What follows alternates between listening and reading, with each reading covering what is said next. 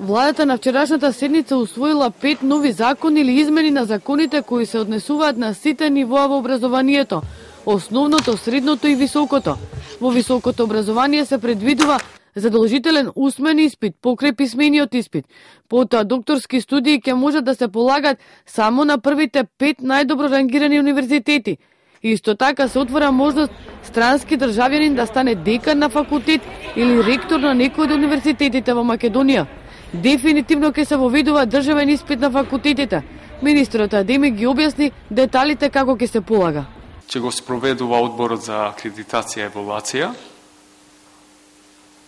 Задолжително ќе биде 2 пати во текот на студиите, во втора година и во завршната година. Ќе се полага за испити, односно ќе има прашања од испитите кои до тогаш студентот ги полагал. Прашањата ќе ги составува, значи, и одборот заедно со експерти од области, различни области, заедно со професорите од универзитетите. Нема да биде ограничен можноста за пријавување на испитот и така натаму. Значи, тоа што отприлика го кажавме до сега.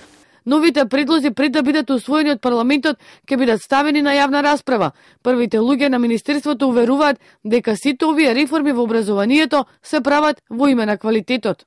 Ние сме свесни дека можеби на краток рок дел од овие крупни реформи може да ни донесат првенствено определени негативни политички поени, но за нас тоа во оваа фаза, во оваа ситуација не е најбитно. Најбитно е долгорочниот ефект кој што ќе се постигне од спроведување на вакви крупни реформи, а тоа е зголемување на вкупниот квалитет на образование во Република Македонија, а тоа е и развој на Република Македонија развојот на Република Македонија на сите полиња.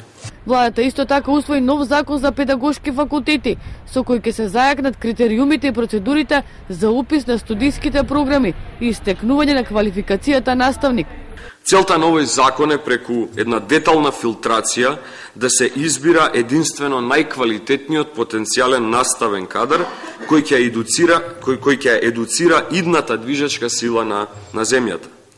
Најпрво се предвидува внесување на построги критериуми за упис на педагошките факултети и наставните насоки со цел селектирање на најдобрите студенти во оваа област.